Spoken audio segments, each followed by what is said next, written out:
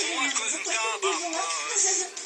Şehirlerimiz korkauga kişimizi salamız. Şimdi çifti kahramanımız. Aha, sosun tağı kekik.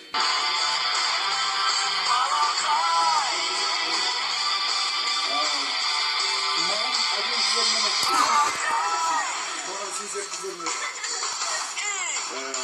İnsana tepki veriyor. Ait olmalı. Sözünde sana aykırı. Если флюорография расстроилась.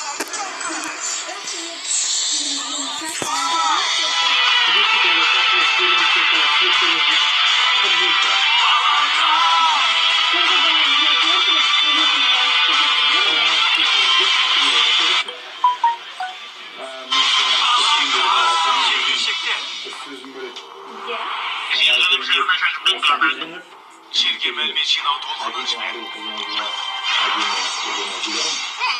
Радардан күмән тудыратын бір нәрсе байқалап бастық мырза. Күмән тудыратын ба? Мені қызметкерлері. Чо-чо, жерге аттанайық. Жылдамдықты арттырған жерге бағыттап жылдамдықты жүргізіп. 10 мың теңге. Рахмет керек емес. Қойыламыз бөл.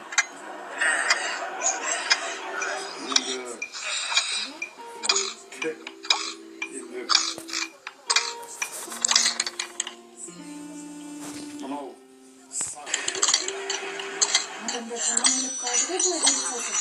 Осы жұрттарсын кеткен неге жасатасың манасы дәмді жасап берші. Апырай, мен жо-жо келгенде не болар екен?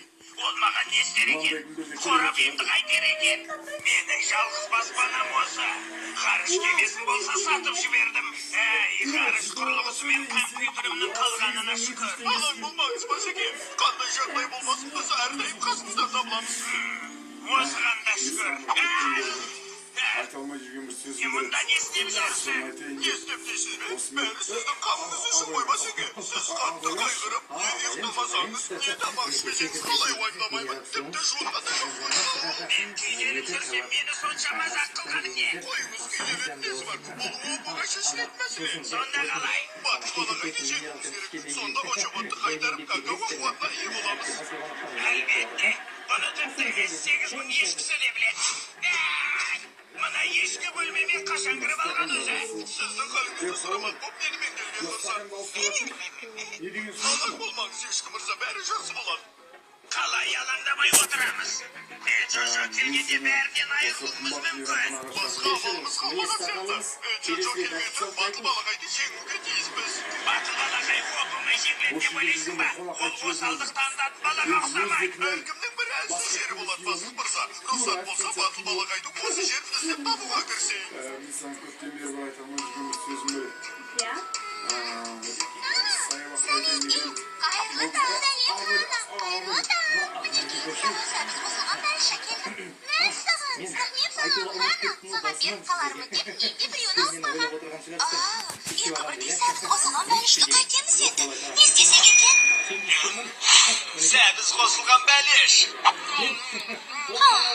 Екеуін бірдей жеп қойды ғой. Ештеңе етпейді хана. Ертең саған құймақ жасап әкеп берем. Келісті. Ал мен саған сендік ішіңді пісіріп әкелем. Қойшы хана, әуре болып қайтесің.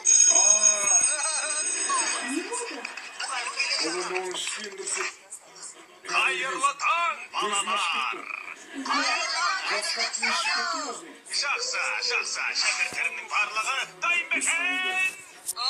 Нені айтып тұрсыз? Әділжі тақырыбынан шықпақ шашуге дайынсыңдар ма деп сұрайын деп тұрма. Әділдегі оқыты жүрсі, қане дайынсыңдар ма? Тағыдан жұмбақ па? Бұл өзі математика сабағы ма, әлде жұмбақ жарысы ма? Білмеймін. Оған басымды қағып, әй балалар, бастарыңды қатырғыларым келмейді. Жақсы, күндегі жұмбағымды шешетім болса, тамаша сыйлыққа ие болады.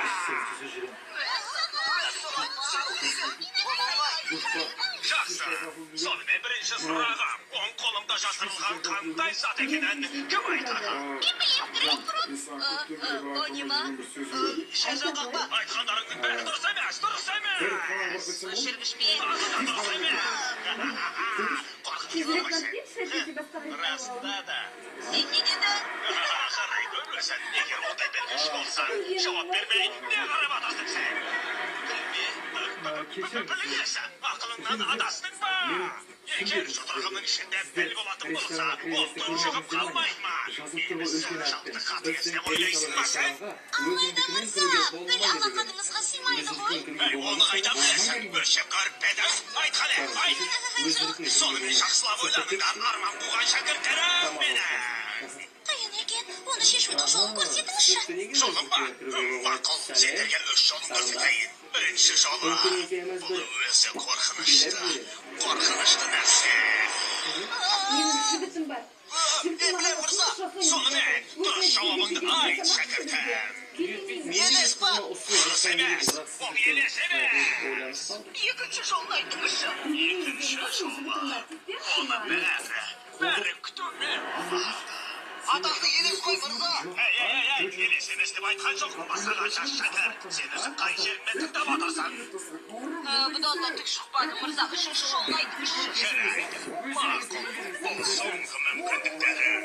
Сендердің келешектеріңді де осы нәрсе шешетін болады, шәкірттерім менің. Елестің әйелі ме? Сен өзі не айтып кеттің? Өзім ойлап көршілдім. Өзі қорқынышты.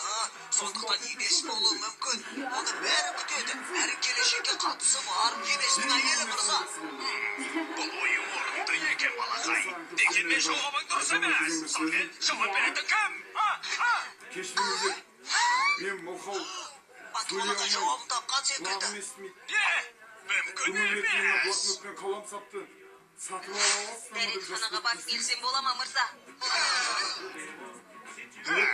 Жауап беріп әділдік орнатама десем, бара ғой жас шәкіртім. Сені сөйлей аласың ба? Мына жер жас қойып қой. Кешіріңіздер, мен мылқаумын. Дәретханаға баруға рұқсат беріңізші. Тамаша, міне нағыз үлгілі шәкір. Ол тіпті кетерінде де қолғалыс ақша. Бәрекелді шәкіртім, бәрекелді. Қолыңызда дәнеңе жоқ қой ұстаз. Оның не? Көзімді бақырайтып қойып өтірік айттың ба не маған? Өтірік айтқан жоқпын мырза. Мен расында да дәретханаға барғым кеп тұр. Рұқсат бергеніңізге рахмет. Осы мейрамханада Иә, айтайын деп айтамын ғой. Шынында да сіздің қолыңызда ештеңе жоқ екен. Сіз сонда да бізден жауап күтесіз бе? Иә, жауап іздеп әбден басымыз қатты. Сонда не? Ұстаздарың сендерге өтірік айтып тұр дейсіңдер ме? Оң алақанымда. Математикадан емтихан болатын күн жазылған. Иә, өзі қорқынышты. Оны сарғайып күтесіңдер. Әрі келешекке қатысы бар. Әрине оның жауабы емтихан. Емтихан қашан болады мырза? Мұнда жазылған күнге қарағанда емтихан там бүгін болады. Бүгін! Иә! Сабақ аяқталған соң тапсырасыңдар. қазір мен Не болып қалды, не болды? Математикадан емтихан тапсырамыз Батуалаға. Қашан? Бүгін сабақтан кейін. Оларды қорқатын осы екен ғой. Оны бастық мырзаға айтуым керек. Сен өзі қызықсың. Шөп жеудің орнына сыр темір жейсің де жүресің. Бастық мырза, мен бір нәрсені білдім, бастық мырза, таптым. Не білдің? Батыл балағай мен оның достарының неден қорқатынын білдім. Оны мен де білемін. Сонда бастық мырза да біле ме? Олар менен қорқады. Не деген ақыл едіңіз мырза? Ақылдысы несі? Мен сұлыммын. Онда тұрған не бар? Ақылды әрі сұлу. Осылай істеуіме өзің итермеледі. Сіз сабыр етіңіз бастық мырза. Ол рас, батыл балағай бастық мырзадан қорқады. Оны қорқты деуге болмас. Бірақ батыл балағай емтиханнан да қорқады екен. Немене? Емтихан деген кім өзі? Бастық мырза, емтихан деген адам емес. Мектептегі оқушылардың білім деңгейін тексеретін сынақ солай аталады. Қазақ екен, сонда алған білімдерін тексере ме? Иә, мырза. Менің ақпарат бойынша С, Д немесе Е секілді нашар баға алу өте қорқынышты екен бастық мырза. Сол үшін тіпті жазаланатын көрінеді. Ал бүлдіршіндер үшін Бұл емтихан дегенің бізге одақтас сияқты ғой. Емтихандар қашан басталады екен? Басталғалы жатыр бастық мырза. Жақсы бол. Сақ бол, батыл балақай. Сақ бол.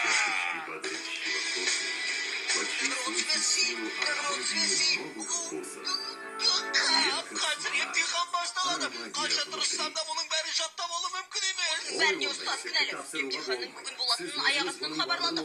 Қалай дайындалып үлгереміз? Несіне сонша дүрліксізсіздер? Уайымдамаңдар, сабыр сақтаңдар. Енді жіберер алдында. Иә, нашар баға алсаң көрер едім уайымдамағаныңды. Нашар баға? Мен емтиханнан нашар баға алған емеспін. Емтиханнан сыныптағы үздік баға алған үшінші оқушы мен боламын. Үшінші мен, неге бірінші, болмаса екінші болмасқа. Ақылыңнан адасқансың ба?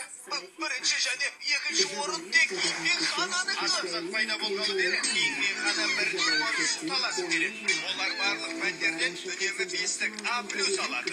Иә, кейде хана бірінші болса, кейде бірінші болады. Кейде екеуі де тең түсіп жатады. Бұл таңғаларлық жағдай. Мәслаған, бұл керемет қой. Демек бәрі ойдағыдай ғой. Жоқ, олай емес. Аналарға қара. Неге қарай бересің? Өз кітабыңды оқы. Қарашы бұны. Онсыз да өзімдікін оқып отырмын. и боли в горле стресс. Независимо от того, вызвана боль в горле вирусами, бактериями Ей, қалай? Менің не оқып отырғанымды көрмей барам ба? Жоқ, олай емес. Бірінші рет бұлай бір-бірімен қастасып отыр. Әйтпесе екеуі жұбы жазылмайтын жақын дос қой. 5-ші сыныптың оқушылары, сыныпқа қарай тартыңдар. Емтихан басталады. Емтиханнан құлайтын болдық, батыл балақай. Зима впереди, с картофелем по-деревенски. Пора отдыхать. Пепси? Ну как, с Пепси можно праздновать каждый день. Праздновать вместе.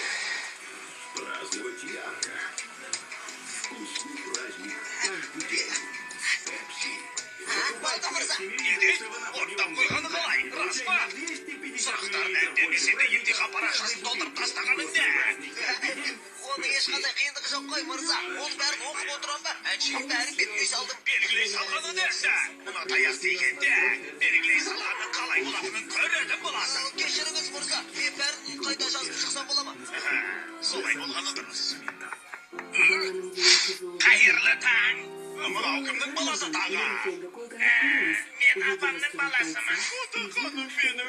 Апам емтихан аяқталған соң келеді. Демек сен жаңадан келген оқушы болдың ғой. Дұрыс айтасыз мырза. Менің есімім Джонатан Адуду мырза. Өтірік айтпа, сен Адудусың. Ол бетперде киіп апты. Тамаша, Джонатан боп көрінбек болған ғой. Ей, қойыңдар. Оның Адуду екенін қайда білесіңдер? балалар үшін кішкентай нәрсені Бұлай алдауға қалай тәртіп барады? Бұл расында Адуду ғой. Сізге не болған мырза? Оны бәріміз де білеміз ғой. Бетперде киіп алсақ болды бізді ешкім танымайды деп ойладыңдар ма? Енді қайттың апа. Сенің қолыңнан келеді балам. Апаң үйге бара берсін. Бұл сөз шықсаз айтардады. Ай. Жоқ. Кімсе теге менің жаңа оқушыма тиісуге рұқсат берді. Қайдағы жаңа оқушы олай болуы мүмкін емес. Иә, мейлі ол Адуду болсын, ол зұлым болсын, ұсқынсыз болса да оқуға құштар. Сондықтан Адуду автоматты түрде менің оқушым болады. Дұрыс айтасыз, мырза, дұрыс. Мені мұқият тыңдап ал енді. Әділім, білім алуға ешқашан да кедергі болған емес. Бұл жолы оңай құтылып кеттің Адуду. Тап біздің сыныбымызға келгенің қалай? Бұл жолы не ойластағаның бар? Менің оқығым келеді. Қалай? Сол үшін де кінәлайсыңдар ма мені? Жарайды. Қане, дайынсыңдар ма? Емтиханды бастаймыз. Кірісіңдер. Қане оқушылар. Бастаңдар.